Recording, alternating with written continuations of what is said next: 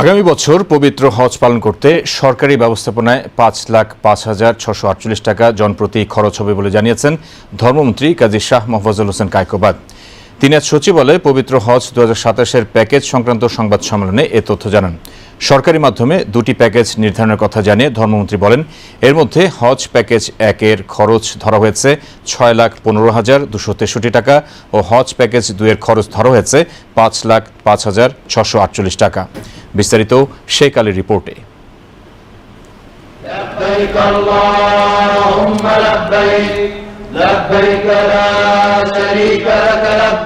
২০২৭ সালের হজ প্যাকেজ ঘোষণা করেছে সরকার।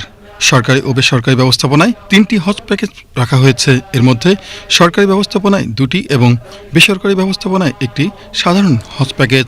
মঙ্গলবার সচিবালয়ে হজ প্যাকেজ ২০২৭ উপলক্ষে আয়োজিত সংবাদ সম্মেলনে ধর্মমন্ত্রী কাজী শাহ মোফাজ্জল হোসেন কায়কোবাদ হজ সংক্রান্ত গুরুত্বপূর্ণ পরিবর্তনের কথা তুলে ধরে বলেন, বিগত সরকারের সময় হজ যাত্রীদের বিমান ভাড়া ছিল ২ লাখ টাকা, কিন্তু বর্তমান সরকার প্রায় ৩৭,০০০ টাকা কমিয়ে বিমান ভাড়া নির্ধারণ করে দিয়েছে।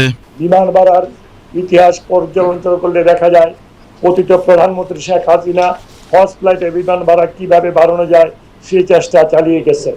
আর জনাব তারেক রহমান আমাদের মাননীয় প্রধানমন্ত্রী হয়ে আল্লাহর মেহমানদের বিমান ভাড়া কিভাবে কমানো যায় সে প্রচেষ্টা চালিয়ে যাচ্ছেন। ২০২৬ সালের হজে মাননীয় প্রধানমন্ত্রী জনাব তারেক রহমান সাহেবের ব্যক্তিগত উদ্যোগে বিমান ভাড়া কিছুটা কমানো সম্ভব হয়েছিল। ২০২৭ সালে হজে মাননীয় প্রধানমন্ত্রী ব্যক্তিগত উদ্যোগে বিমান ভাড়া কমিয়ে ১,৩০,০০০ টাকা করা হয়, যা হজ ফ্লাইটে বিমান ভাড়া নির্ধারণের ক্ষেত্রে এক মাইলফলক। শেখ হাসিনা সরকারের আমলে ২০২৩ সালে বিমান ভাড়া ছিল প্রায় ২ লক্ষ টাকা। ২০২৭ সালের হজযাত্রীর জন্য চলতি বছরের ২৪শে সেপ্টেম্বরের মধ্যে চূড়ান্ত নিবন্ধন সম্পন্ন করার তাগিদ দিয়ে ধর্মমন্ত্রী বলেন, সামনের বছর থেকে হাজিদের জন্য হাফবোর্ড ক্যাটারিং বাধ্যতামূলক করায় কেবল এ খাতেই জনপ্রতি প্রায় ৩৮,০০০ টাকা খরচ বেড়েছে।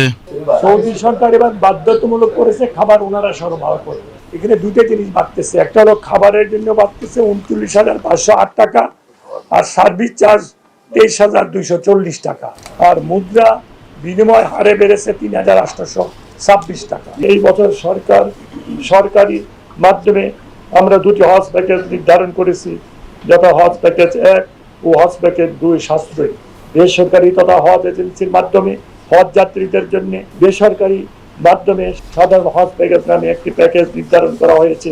চাঁদ দেখা সাপেক্ষে ২০২৭-এর ১৫ই মে পবিত্র হজ অনুষ্ঠিত হওয়ার সম্ভাবনার কথা জানিয়ে তিনি আরও বলেন, হজকে কেন্দ্র করে আগামী বছরের ৮ এপ্রিল থেকে আনুষ্ঠানিকভাবে হজ ফ্লাইট শুরু করার পরিকল্পনা রয়েছে সরকারের।